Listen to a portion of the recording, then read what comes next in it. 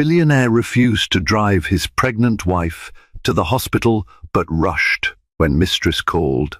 There are secrets money can't keep hidden forever, desires that even fortunes can't silence, and betrayals that no amount of gold can mend. Alexander Morgan, a millionaire living in the lap of luxury, had everything a man could possibly want: power, influence, and a gleaming empire that stretched beyond what most people could imagine. Yet in the hours before his child's birth, when his pregnant wife, Catherine, needed him most, he turned his back on her hospital plea. Moments later, he rushed out the door, fueled by the desperate call of his mistress. What happened next unraveled a devastating scandal that would change their lives forever. Alexander Morgan was the sort of man who, from birth, seemed destined for greatness. He was born into the elite Morgan family, whose origins were rooted in the old money circles of Greenwich, Connecticut. The estate he inherited, known simply as Winfield Manor, was a multi-winged structure of polished marble floors and gilded columns. Majestic gardens, meticulously maintained since the days of his grandfather, surrounded the manor with a labyrinth of hedges, exotic flowers, and a gentle fountain that splashed like crystalline raindrops under the sun. To many, the Morgans seemed to have it all: wealth, prestige, and an impeccable reputation.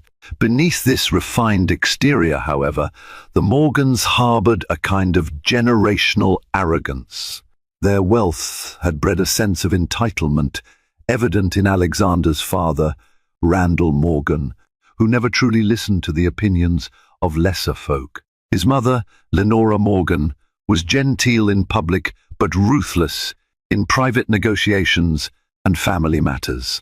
Alexander grew up absorbing these traits. By the time he was 20, he had a cocky demeanor that he wore as comfortably as his tailored suits. He was known for throwing extravagant parties, always with a VIP guest list that included celebrities, politicians, and foreign dignitaries. Rumors circulated about the outlandish sums he spent on rare champagne and caviar. Yet these trivialities paled in comparison to the cunning mind that made him a formidable businessman in his own right. But it was not strictly arrogance that defined him. Alexander had inherited his mother's quick wit and father's relentless ambition. By his mid-20s, he had expanded the family fortune into technology investments, real estate, and even a high-end fashion brand. His name was whispered at exclusive clubs in Monaco and rubbed shoulders with venture capitalists in Silicon Valley. People either loved him or envied him. Either way, they never stopped talking about Alexander Morgan. In this swirl of wealth and status, he encountered Catherine Beaumont, a talented interior designer whose refined artistry had caught the eye of New York's upper crust. She was elegant, with a keen sense of color and an understanding of space that transcended standard design. Her skill attracted Alexander as he sought to renovate Winfield Manor into something new and daring, yet still dignified. A professional relationship was born, and from it sprang a personal connection that neither had anticipated. From the outside, Catherine was everything the Morgan family admired in a potential partner for Alexander: sophisticated, poised, and polished. She came from a modest yet respectable background, and her sense of style was impeccable. Catherine was not a typical gold digger. As people might label a woman who married into money, she had built her own successful design firm, Beaumont and Company, and had a flourishing client base even before crossing paths with Alexander. Their courtship was straight out of a glossy magazine, filled with luxurious trips to Paris, weekends on a private yacht in the Mediterranean, and exclusive dinners at the finest restaurants Manhattan had to offer. As a couple, they were soon featured in society columns, lauded as the latest power duo of the city.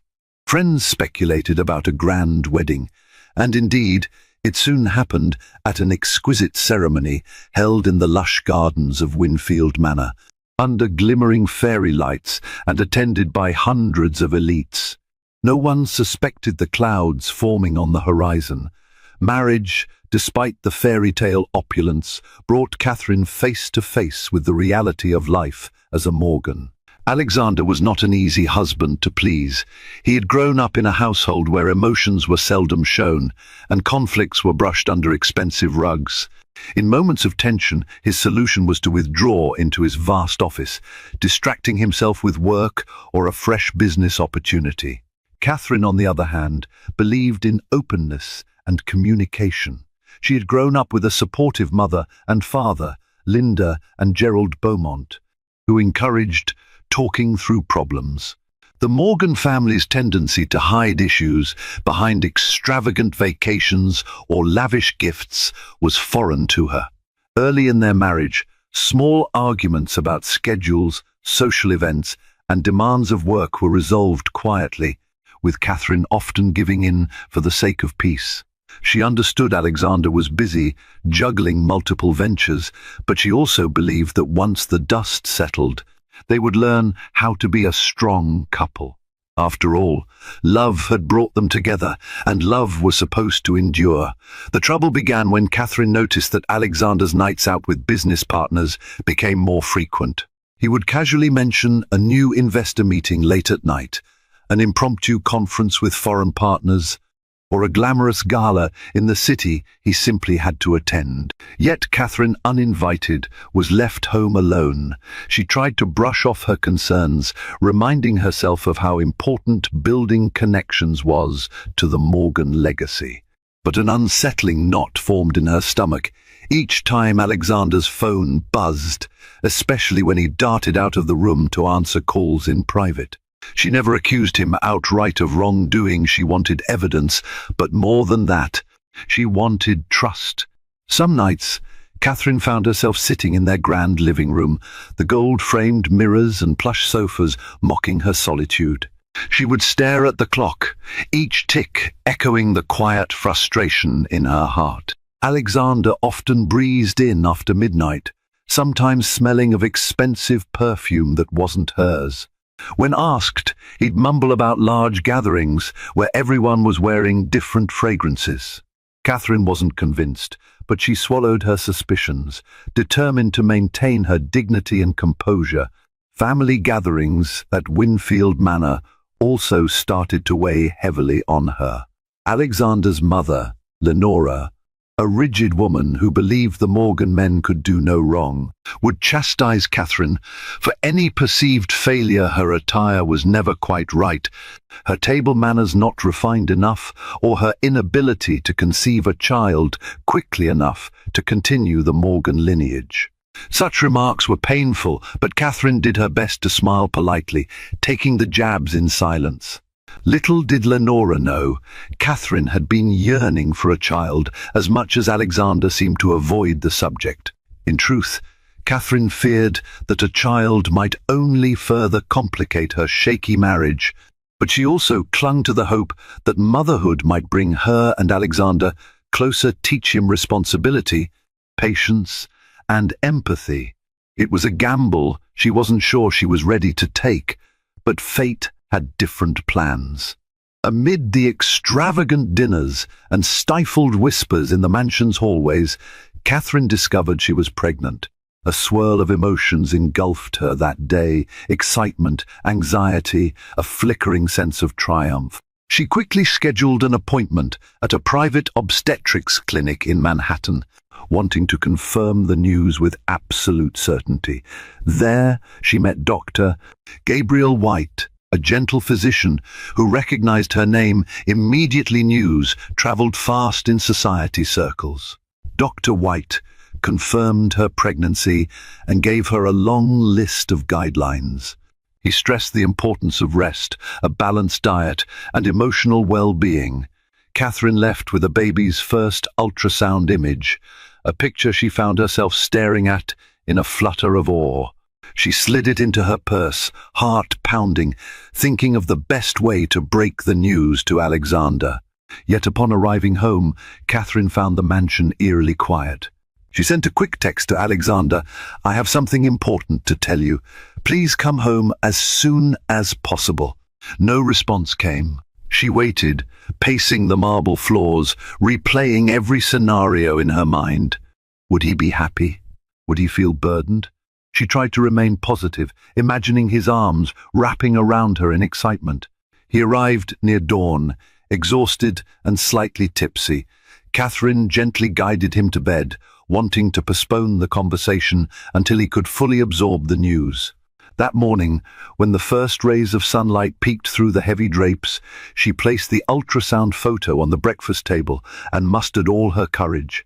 "Alexander," she began, her voice trembling, "we're going to have a baby."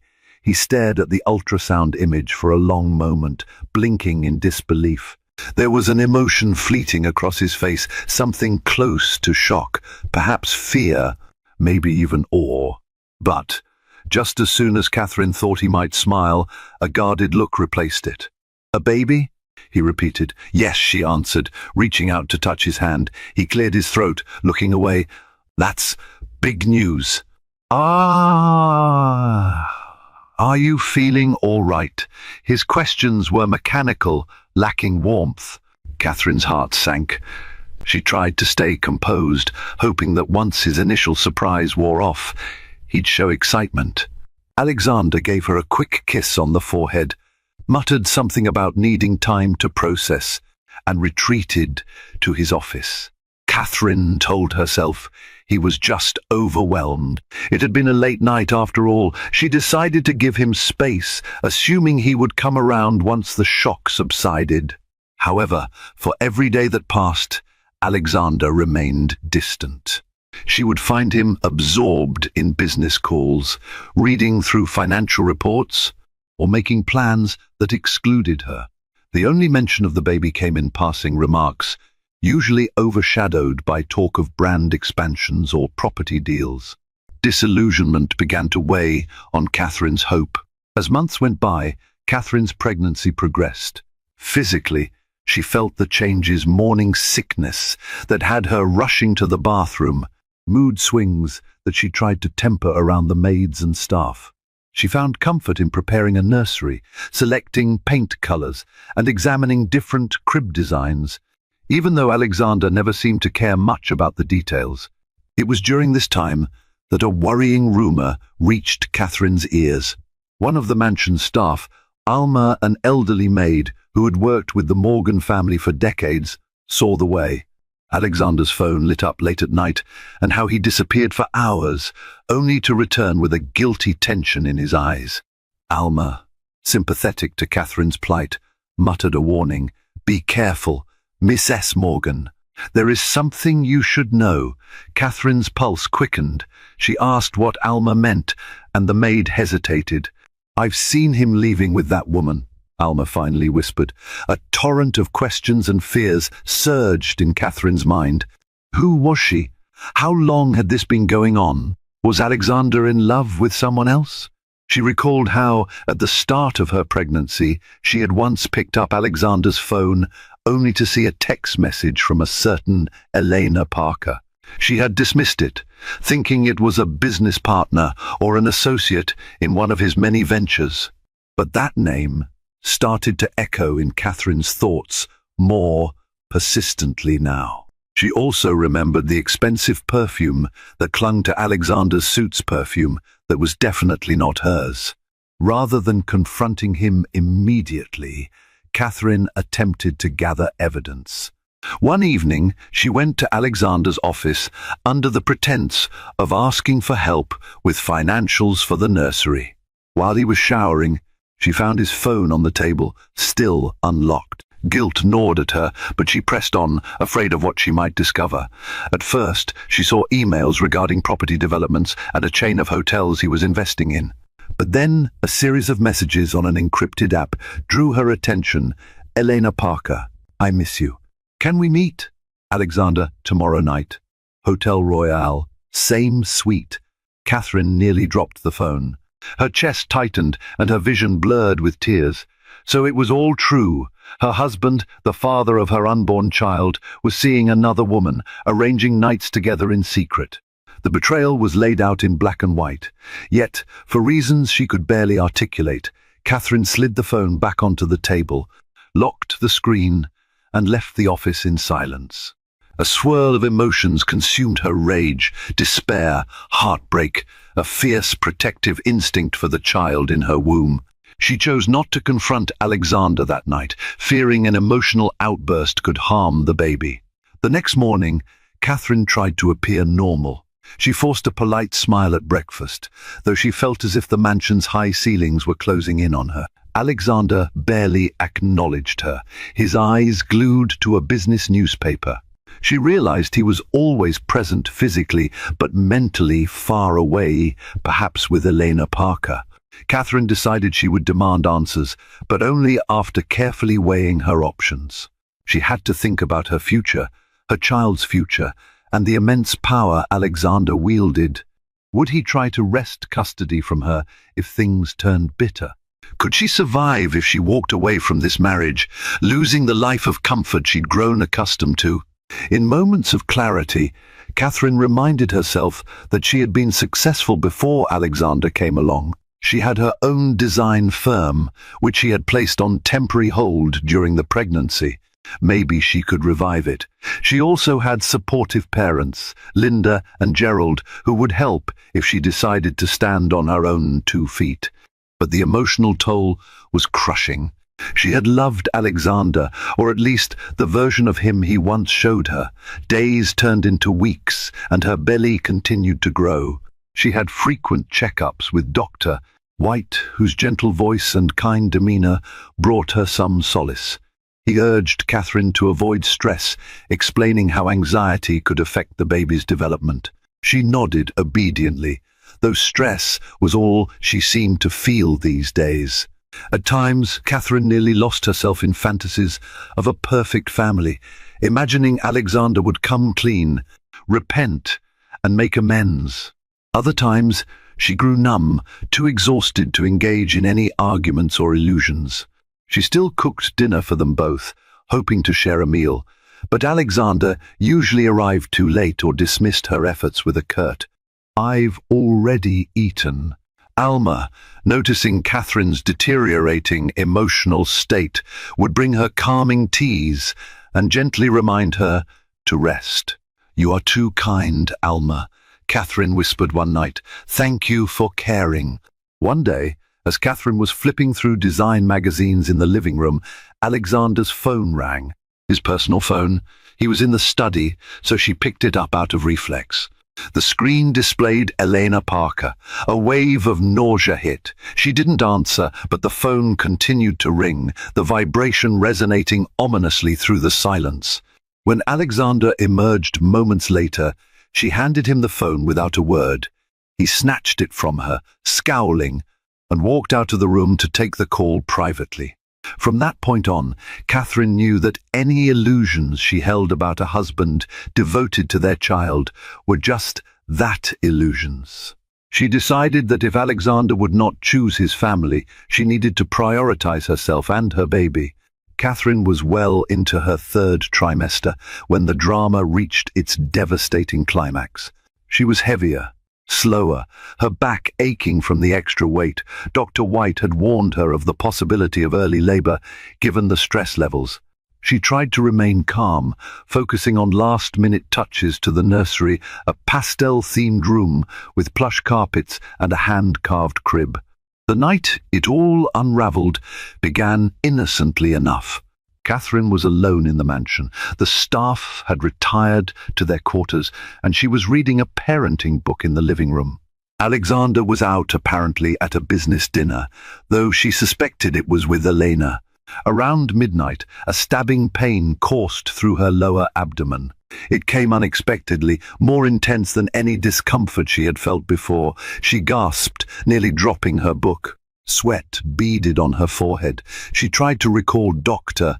White's instructions about contractions. Could it be false labor? The pain returned, sharper this time. Panic set in.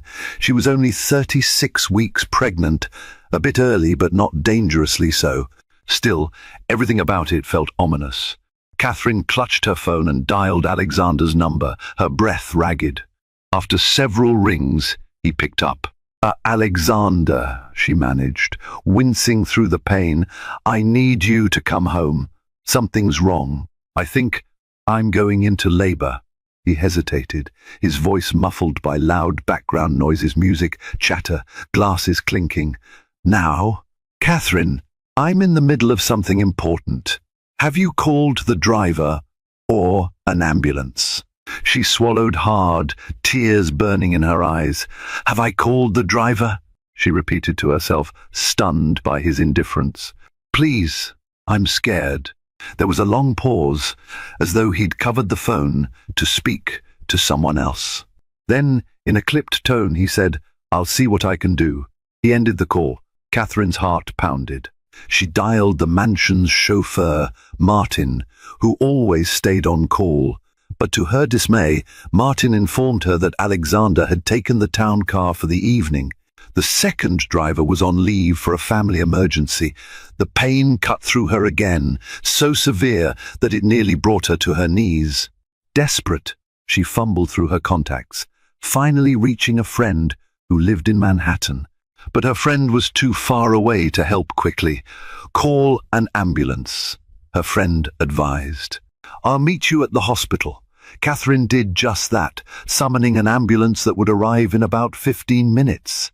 Each minute felt like an eternity as the contractions grew stronger, her breathing ragged.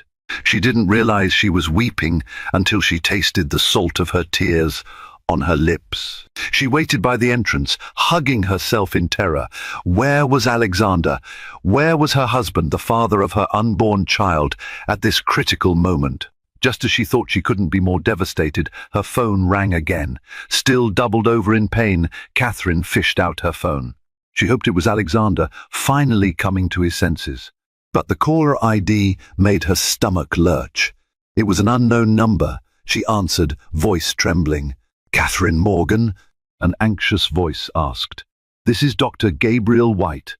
I'm calling because your husband just rushed in with a woman. She's in labor. Catherine's mind reeled. What do you mean? She asked through clenched teeth. Dr. White sounded perplexed. Alexander Morgan arrived with Elena Parker. She's apparently pregnant, and it seems she's going into early labor as well. He told me to phone you and ask if you could come, but the rest of his words merged into an indecipherable roar in Catherine's ears. Alexander had refused to come home for her, his pregnant wife, but he was rushing to the hospital for Elena Parker, his mistress, who was also carrying his child. It was a betrayal so profound that Catherine couldn't breathe. Her legs threatened to collapse beneath her.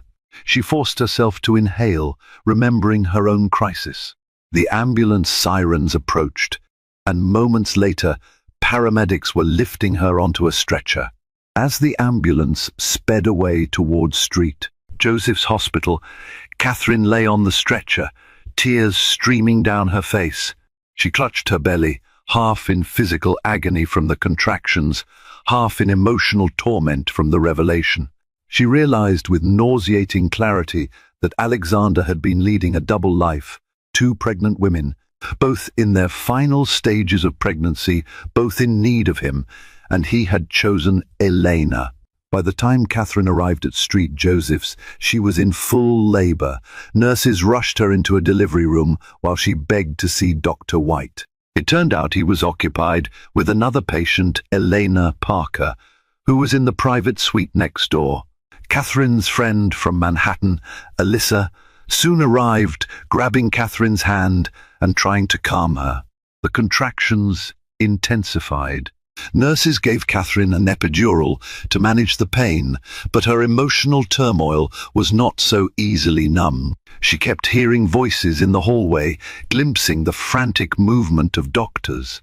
She wondered if Alexander was rushing between Elena's room and hers, but if he was, he never showed his face to Catherine.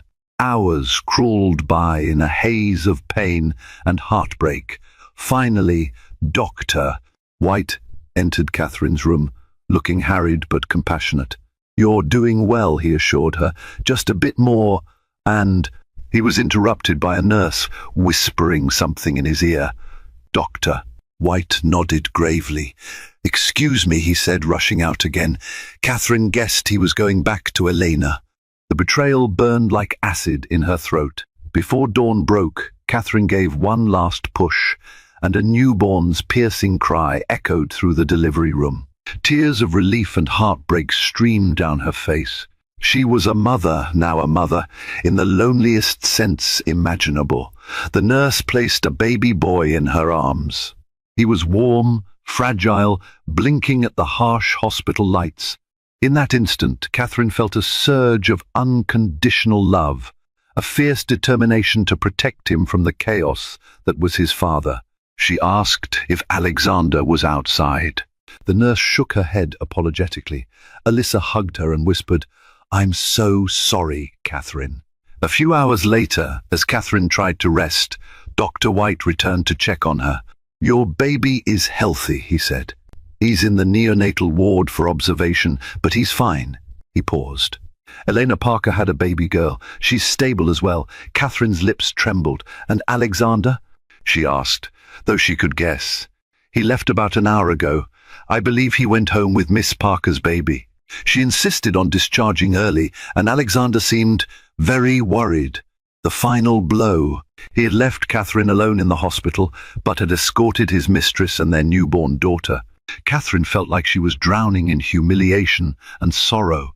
Catherine spent 2 days in the hospital. Alyssa stayed by her side, helping with everything from paperwork to baby care. Meanwhile, Alexander sent no messages, made no calls. A cold, paralyzing anger replaced Catherine's sorrow. She vowed that once she returned home, she would confront him directly. If he wanted a divorce, so be it. If he wanted to fight, she would fight back. She would not be a doormat any longer. When Catherine finally arrived at Winfield Manor, her newborn son swaddled in her arms. She felt a terrifying emptiness in the grand corridors. The staff seemed on edge, avoiding eye contact. Alma approached, offering to help Catherine get settled. "Mr. Morgan is in the study," she whispered. Catherine nodded, steeling herself. She handed her son to Alma, who cradled him gently. Summoning her courage, Catherine walked down the hall, each step echoing in her ears. She found the study door slightly ajar. Inside, Alexander sat behind his mahogany desk, his head bowed. Standing beside him was Elena Parker. The sight of them together in her home was a shock. Elena held a delicate baby girl, only days old. Catherine caught a glimpse of the infant's tiny face, a reflection of Alexander's strong features, and her stomach flipped with nausea. Alexander looked up, startled to see Catherine. "Catherine, you're back," he said lamely. She clenched her fists, her voice trembling with fury. "What is this, Alexander? I come home from the hospital, alone, after giving birth to our son, and find you here with your mistress and your other child in my house?" Elena shifted uncomfortably, her face pale. Alexander said, "We could stay here temporarily," she murmured. "I have nowhere else to go." Catherine laughed bitterly, tears pooling in her eyes. "You have nowhere else to go? You think that justifies any of this?" Alexander stood up, hands raised in a feeble gesture of peace. "Listen, Catherine, let's be rational. I didn't plan this. It just happened. Elena's baby was early. She needed me there. And you, well, you had the ambulance. You were taken care of. You think that excuses anything," Catherine shouted, her voice echoing off the ornate walls. "You left me in labor and rushed to her side. Do you realize how humiliating, how heartbreaking that is?" Elena began to cry, her tears streaking her makeup. "I'm sorry, but I love Alexander, and he loves me too." She looked at Alexander for confirmation. He said nothing, but his silence spoke volumes. Catherine's fury soared to new heights, but she also felt a deep sadness pulling her down. "Did you love me at all?" she asked quietly, voice quivering. "Or was I just some trophy wife you paraded around while you kept your real life hidden?" Alexander swallowed. "It's not like that. He hesitated, then let out a long breath. I care for you, Catherine, but Elena and we have a different connection. It began before you got pregnant. I'm sorry." Those words sliced through the last thread of hope Catherine held. She realized then that Alexander had made his choice. The love she thought they shared had been one-sided for far too long. She took a moment to gather herself, focusing on the bigger picture. Her son was in the arms of a loving maid, but she would not allow him to grow up in a toxic environment. "I want you to leave," Catherine said finally, her eyes filled with quiet fury. "Both of you, get out of Winfield Manor." Elena clutched her baby protectively. Alexander bristled, stepping forward. "This is my estate, Catherine.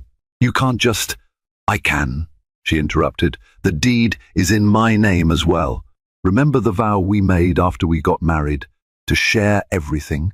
If you don't leave willingly, I'll have you both removed. I have enough evidence of your affair to make your life miserable in divorce court. Believe me, Alexander, I will do it."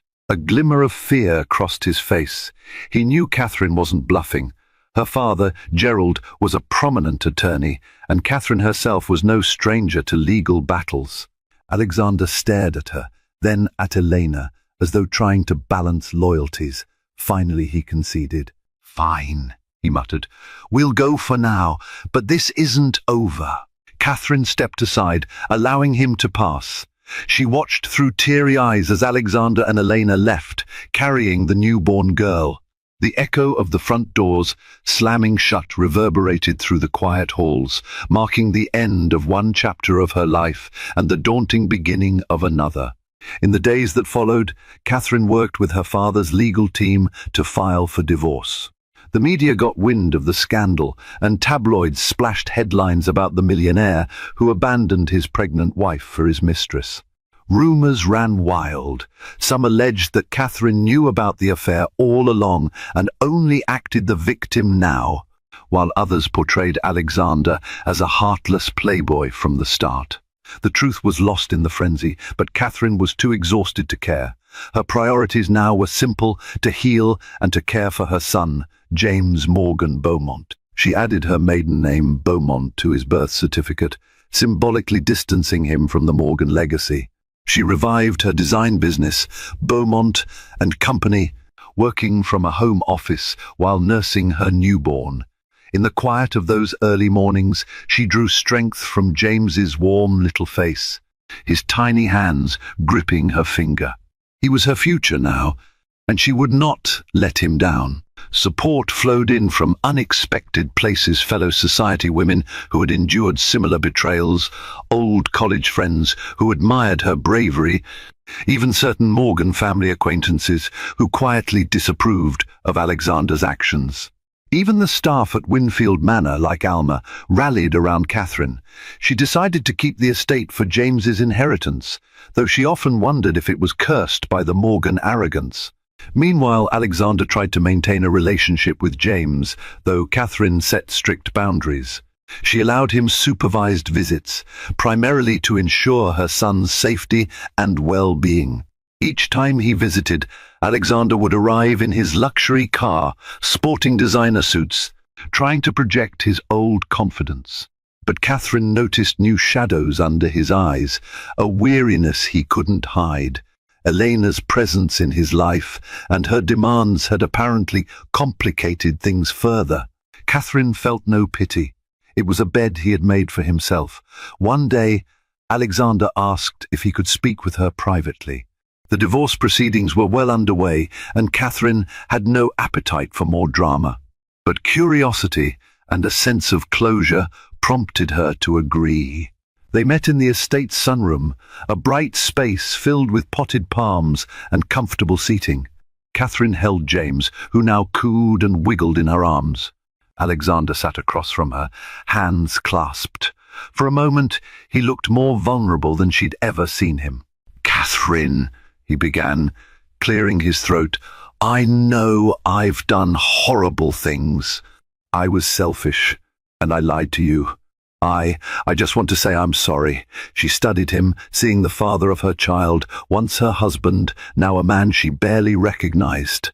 "Apologies don't change the past," she replied softly. He nodded. eyes downcast.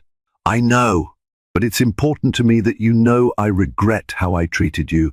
I never wanted to hurt you or James. She felt tears threaten to surface, but kept them at bay. I'm moving on, Alexander. I suggest you do the same. You have another family now with Elena. He inhaled sharply.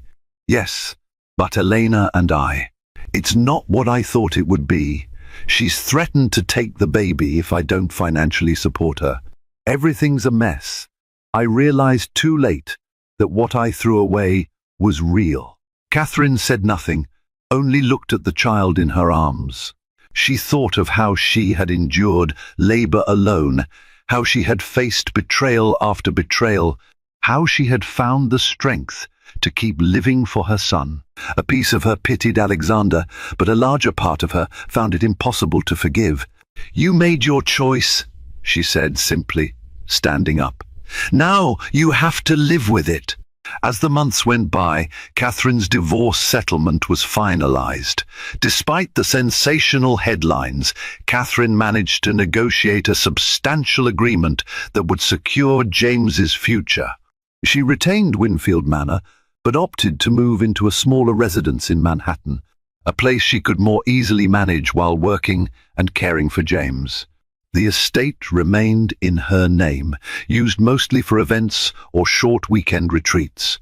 Alexander, meanwhile, faced a series of business setbacks.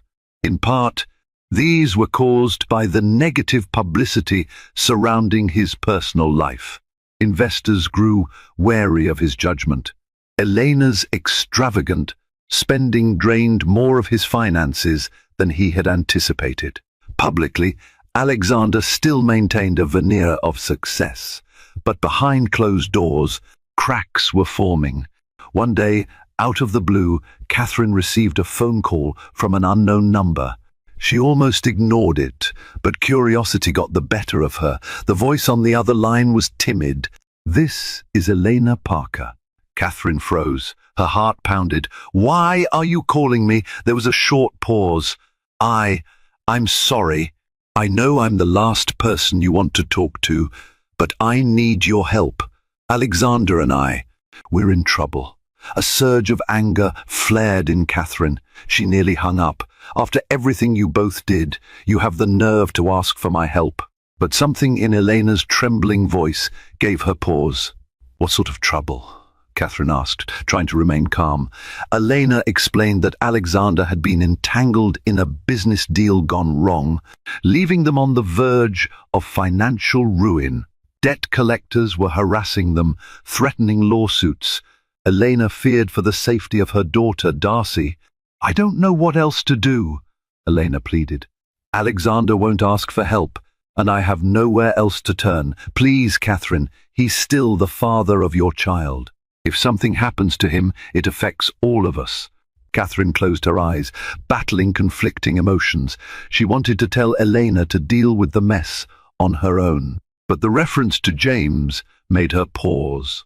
As much as she loathed Alexander for his betrayal, he was indeed James's father.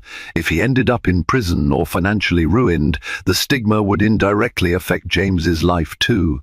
"Let me think about it," Catherine finally said, her voice cold. "I'll call you back." She hung up, her stomach twisting in knots. She had worked hard to rebuild her world, to carve out a new life for herself and James. Did she really want to get dragged back into Alexander's mess? Catherine scheduled a meeting with her father, Gerald Beaumont, to discuss the legal implications of helping Alexander. Over a cup of coffee in her Manhattan apartment, she laid out Elena's desperate plea. Gerald listened patiently. "Legally, you have no obligation," he said, "but morally, well, that's up to you.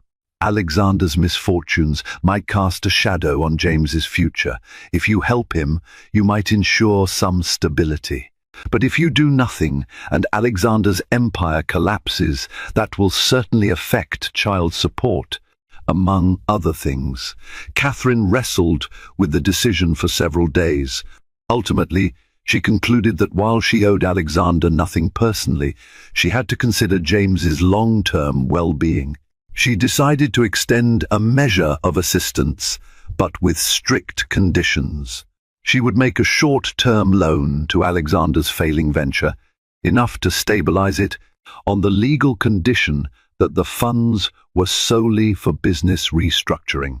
She also demanded that Alexander sign an addendum to their divorce settlement, ensuring no further claims on her or James in case of future financial disasters. When she finally called Elena with the terms, she expected pushback or outrage, but the mistress only expressed gratitude. "Thank you," Elena breathed. "You're doing more than I deserve." Catherine couldn't disagree with that. She orchestrated a meeting in her attorney's office. Alexander showed up looking haggard, his once proud shoulders slumped under the weight of debt and regret. Elena stood by him, clutching their infant daughter. Catherine maintained a calm, businesslike demeanor as she explained the loan terms. Alexander avoided eye contact for most of the meeting, but when he finally looked at her, there was shame in his eyes. "I don't deserve this kindness," he said. "I know that." Catherine's gaze remained impassive. "Kindness? No, this is about responsibility. I'm only protecting our son and ensuring you don't drag him into your ruin." He nodded, signing the paperwork without hesitation. Over time, Alexander used the funds to reorganize his businesses, narrowly avoiding complete bankruptcy. The tabloids eventually moved on to other scandals, and Catherine's life grew increasingly settled. Her design firm flourished once again, and she found fulfillment in motherhood. Balancing work and parenting wasn't easy, but Catherine thrived on the challenge. Every evening she rocked James to sleep, reading him bedtime stories. His playful giggles were a reminder of what truly mattered. As for Alexander and Elena, their relationship grew strained under financial pressures and the lingering guilt of how they'd come together. Rumor had it that Elena left him a year later, taking their daughter elsewhere, though Catherine only heard these whispers in passing. Alexander's presence in James's life remained minimal, occasional visits, lukewarm attempts at fatherhood. Catherine neither encouraged nor obstructed these visits. If James wanted to see his father, she would not deny him, but she also wouldn't pretend that Alexander was a reliable figure. In a twist of fate, Catherine found herself at peace with the outcome. She had discovered a reservoir of strength. She never knew she possessed strength, born out of betrayal and heartbreak, channeled into rebuilding a life on her own terms. She had faced the ultimate humiliation of being forsaken in her hour of greatest need, but she had refused to be defined by that moment. Instead, she rose from the wreckage, determined to give her son every advantage in life. She wanted him to grow into a man who respected women, who stood by his commitments, who knew love was not to be trifled with. Years drifted by in quiet, steady transformation.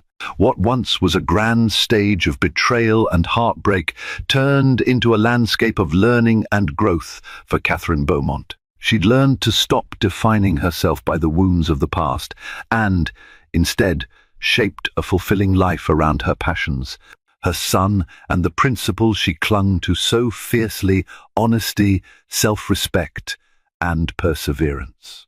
In the aftermath of her divorce, Catherine decided to remain at Winfield Manor just long enough to ensure the property was well maintained and financially sound for her child's future. With help from her trusted friend Alyssa and loyal staff like Alma, she made the mansion presentable for exclusive events, charity galas, art exhibitions, and even high-profile corporate functions. Those events not only generated revenue, but also quietly recast the estate's reputation from a site of scandal to a beacon of sophisticated gatherings.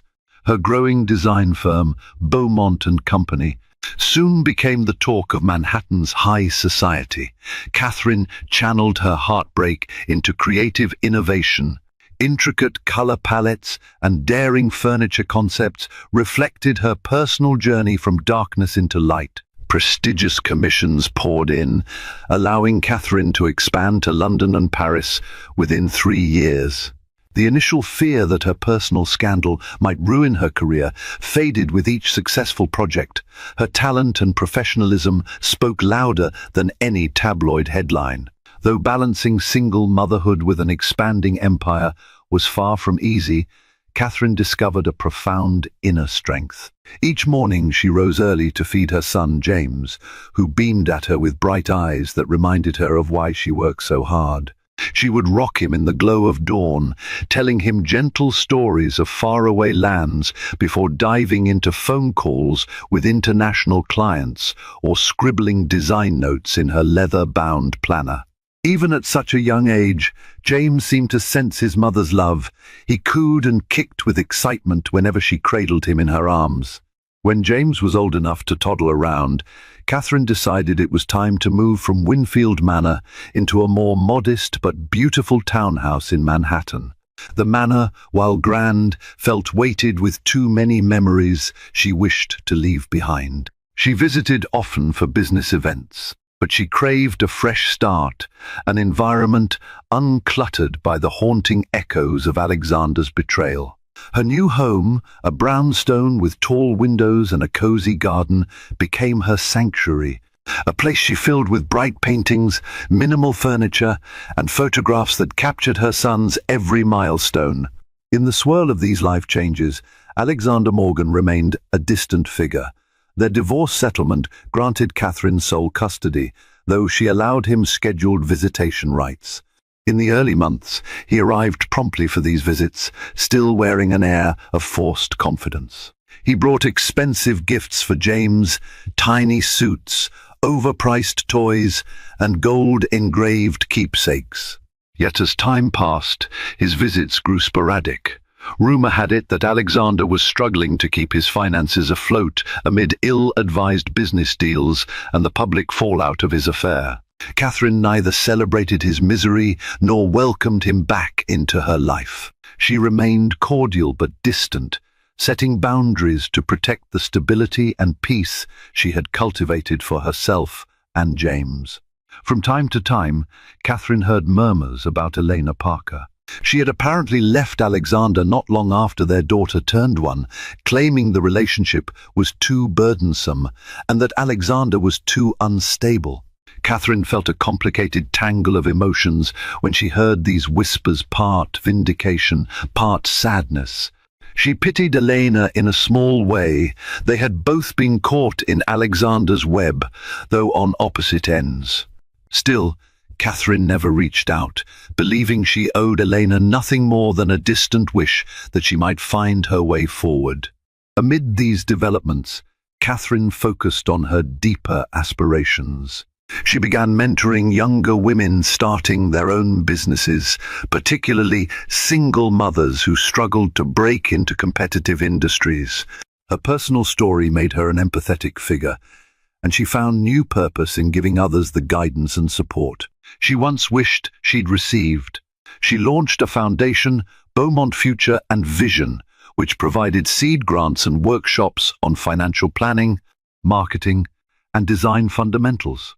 Seeing the spark in these women's eyes filled Catherine with a satisfaction that no amount of personal vengeance could ever replicate. Life also offered Catherine small windows of romance. She dated discreetly, meeting interesting men from diverse backgrounds, a Paris-based art curator who shared her love of modern sculpture, a venture capitalist from Silicon Valley who admired her drive and ingenuity. Each relationship was a lesson in trusting again, and though none developed into a lifelong commitment, Catherine never regretted opening her heart. She had learned to set firm boundaries, to demand respect for her time and her role as a mother, and to speak her mind without fear of judgment. James thrived in this atmosphere of love and careful structure. By his 4th birthday, he was a curious, bright-eyed boy, quick to notice details in the world around him, like how the sunlight patterned their living room floor or how the lines of a building curved against the sky. Catherine saw in him a budding artist's soul, perhaps inherited from her.